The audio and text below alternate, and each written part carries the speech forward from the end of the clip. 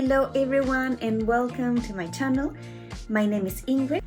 Today, for our mindful art practice, we're going to be creating a neurographic art piece. For this session, I'm going to be using watercolor paper because once I get to one of the final stages of the process, I'm going to be painting with watercolor.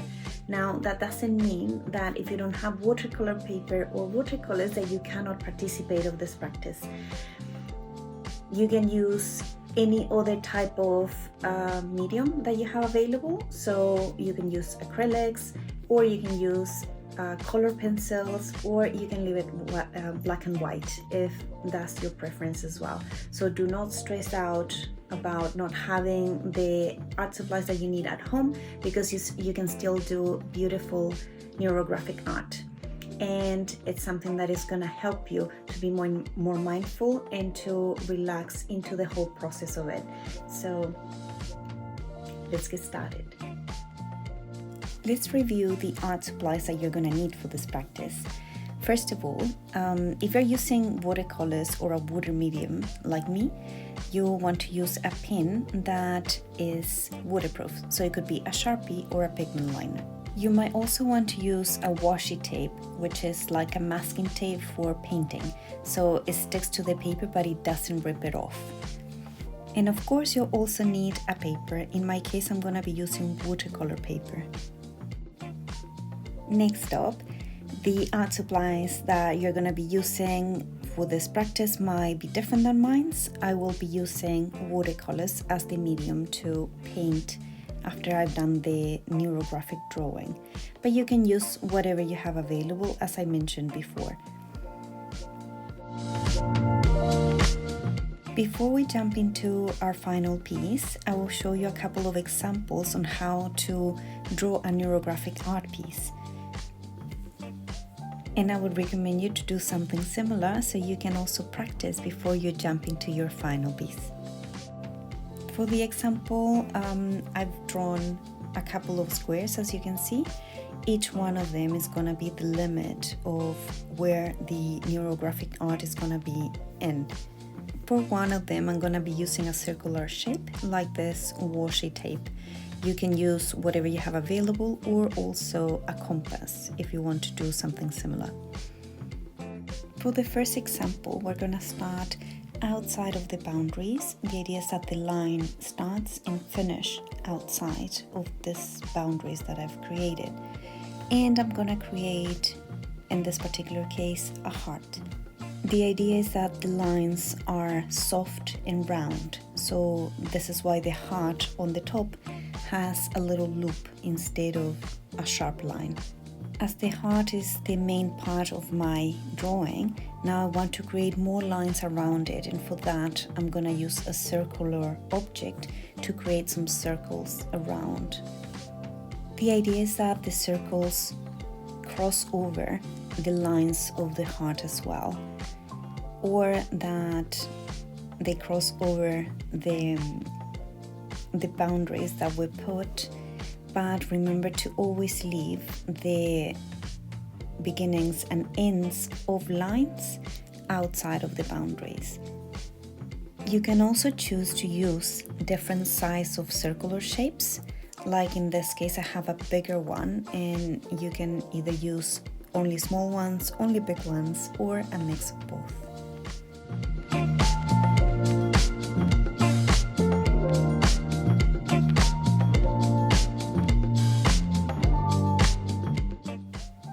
After you've added some circular shapes to your drawing, you can also start adding more lines into the image. So for this, you want to start and finish your lines outside of the boundaries. Try to make this part of the activity very intuitive, and whatever you feel that you want to draw a line, that you're doing different shapes with it, just go for it. Don't think about it too much. Just think, oh, here's an empty space. I would like to put something more here.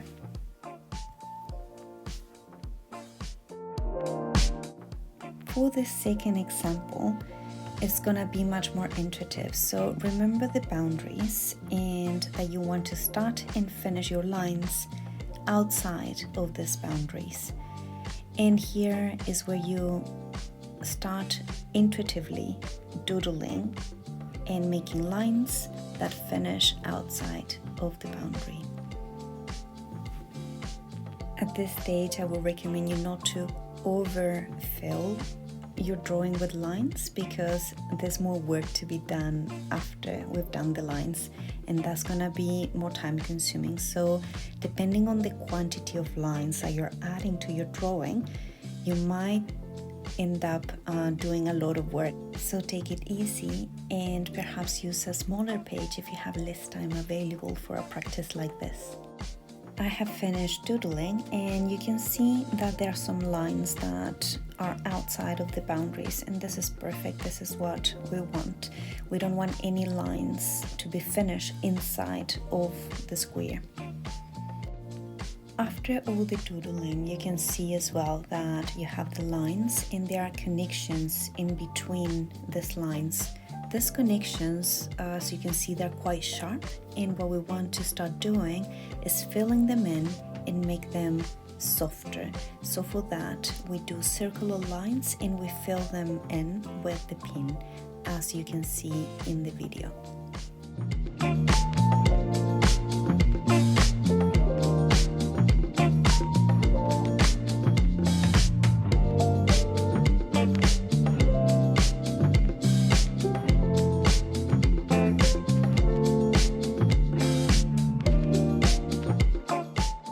Now that I've shown you a couple of ways of doing this neurographic art, and you understand step 1, which is doodling, and step 2, which is softening all the sharp lines, we're gonna jump straight in to doing the final piece.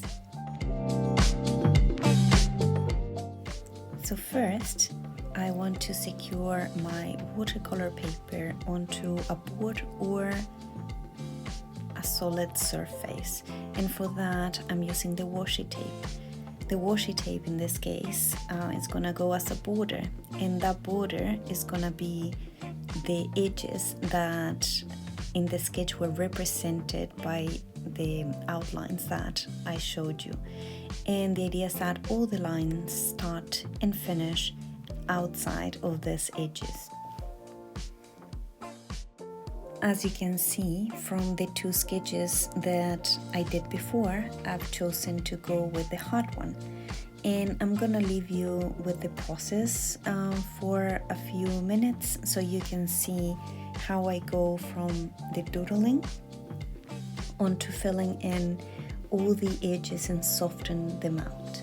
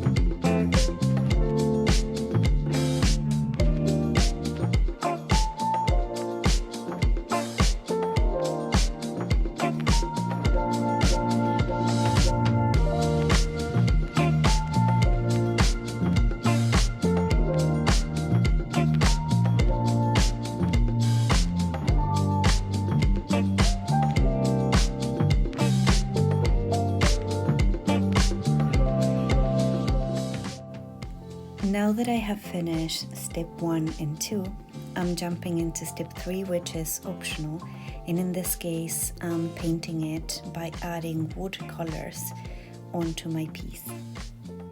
In this case you can choose to use watercolors, or you can use color pencils, or you can use any other type of art supply that you may have available at home. And I'm just going to leave you with my process so you can see how this looks like.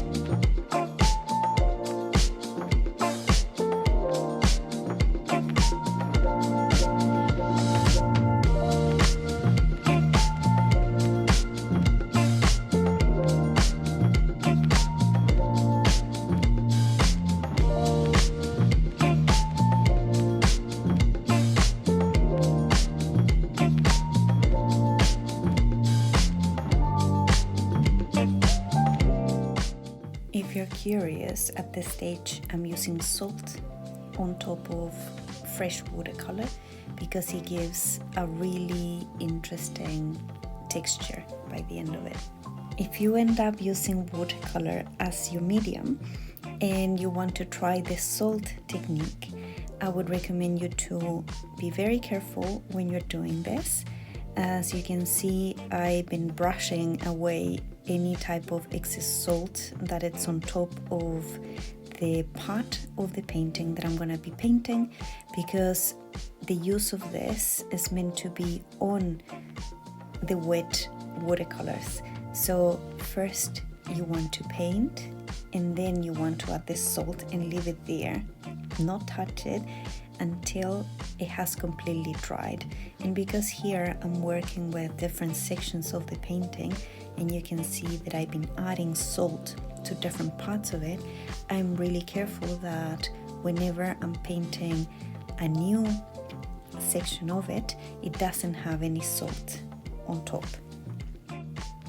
Another interesting technique that you could try if you're using watercolors, it would be to lift paint up with a paper towel, as you can see in the image. So you do this as well while the watercolor is still wet. And here I'm making sure that there's no salt on top of the area that I'm gonna be applying a fresh wash of watercolor.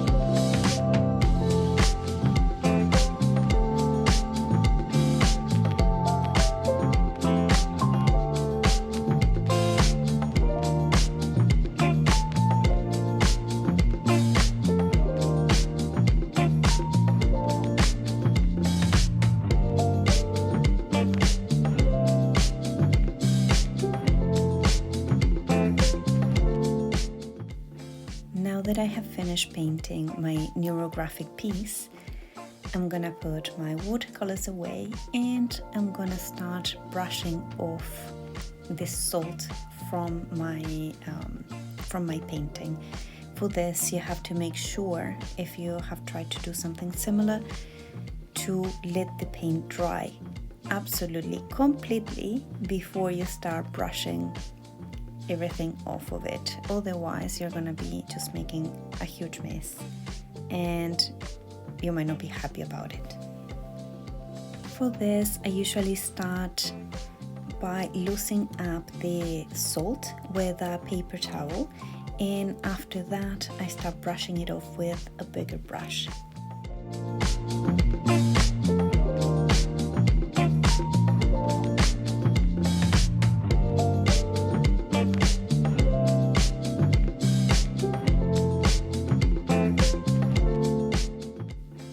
And I'm finally finished with my painting. So now what I'm doing is peeling off the washi tape very carefully and softly, making sure that I'm not peeling off any type of paper. And then you can see that what is left is a really nice and crisp white edge in your painting.